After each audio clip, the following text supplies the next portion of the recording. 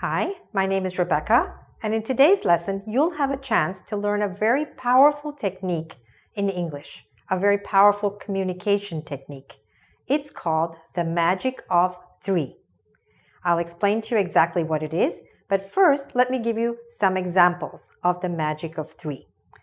You might have heard of this expression by Julius Caesar.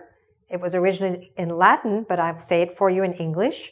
I came, I saw, I conquered.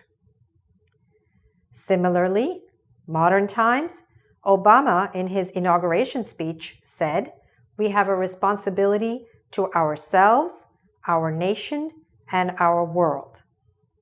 Okay, see three there. Here's another example by Ben Franklin. Some people also say this is a Chinese proverb. Tell me and I forget. Teach me and I remember. Involve me and I learn. Now, what all three famous men here were doing was using what you're going to learn how to use by the end of this lesson, which is the magic of three. What is the magic of three? The magic of three is a literary device, a literary technique, a rhetorical technique, which is used by leaders, by politicians, by writers, by speakers, by orators, to make the language come alive, to give it more rhythm, to give it more power, to give it more detail, all right? And you can learn how to do this. This is especially important if you're preparing for an exam like the TOEFL or the IELTS or anything in English, all right? You can use it in your personal life, you can use it in your professional life, and you can use it in your academic life, okay? So I'll give you examples of all of these, and then you will see how easy it is to start using this technique. Now, what are the advantages of using this technique, especially if you are an ESL student? Well, if you give one example of something, like I enjoy reading, well, it's just one example. It shows you don't have too many ideas, and you're also not displaying too much vocabulary. If you give two examples of something, it's a little bit better. But if you give three examples, it's excellent. It shows not only that you can think of different ideas, but also that you have the vocabulary, an extensive vocabulary to express those ideas. But just because of time limitations, you're not going on and on giving hundreds of examples. Three examples sounds like you have lots of ideas, but you're just restricting it for the purpose. All right? Let's look at some of the examples on the board so you can learn how to do this. In personal life, you could say, I enjoy reading, dancing, and traveling. All right, three examples.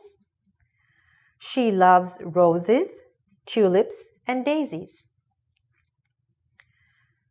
They serve Italian, Chinese, and Indian food. Now, you will see another grammatical principle at work here. I hope you see it. And what is that? When I said reading, dancing, traveling, what was common about those three words? They are all gerunds, right? So not only do you need to give three examples, but you need to give three examples in the same form of speech. Same here. Roses, tulips, daisies. Three nouns. Italian, Chinese, Indian, three adjectives. All right? So remember that principle too. There is also another related principle called parallelism, which talks about the same principle. Okay?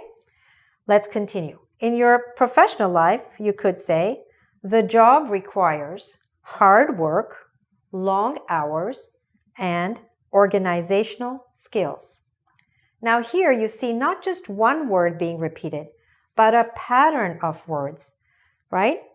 Adjective, noun, adjective, noun, adjective, noun. So if you do that, try to keep that consistency, all right? Don't say the job requires hard work, long hours, and organization, because then you've lost the parallelism, you've lost the magic of three, you've lost the rhythm, okay? So remember that as well. In these examples have been taken, in fact, from some TOEFL essays. These are various TOEFL topics that had been given in previous exams. One was about success. Let's see how we could write it. To some, success means fancy cars, huge mansions, and luxurious holidays. By using an adjective and a noun, you're showing off. You're showing the examiner, I have lots of vocabulary available, and I'm going to show you. Here it is. All right? Excellent idea in an exam to write this way. My opinion is based on social, cultural, and financial reasons. I'll say 3 examples, very powerful, very strong. This policy will have local, national, and international implications. All right? See how well that, how good that sounds, how well it flows. And also here what's happening is you're starting with something small, which is the word local, and getting bigger. Local, national, international. Also another technique. So along with 3, sometimes we go from small, medium, large. You can also do that. Lots of different techniques that you can use here, but whatever you do, start using the magic of 3 when you're speaking, but especially when you're writing. It will make a tremendous difference to your writing. If you're appearing for an exam, you will definitely get higher marks. As a teacher who has corrected thousands of essays, I can tell you the students who use this technique always get higher marks. All right, so start doing it today. Start thinking in terms of 3s, and you will be on your way to communicating more effectively in English. If you'd like to practice this some more, then please go to our website at www.engvid.com. There you'll find a quiz on this subject. And if you enjoyed this lesson, please subscribe to my channel on YouTube. All right? Good luck with your English, and thanks for watching.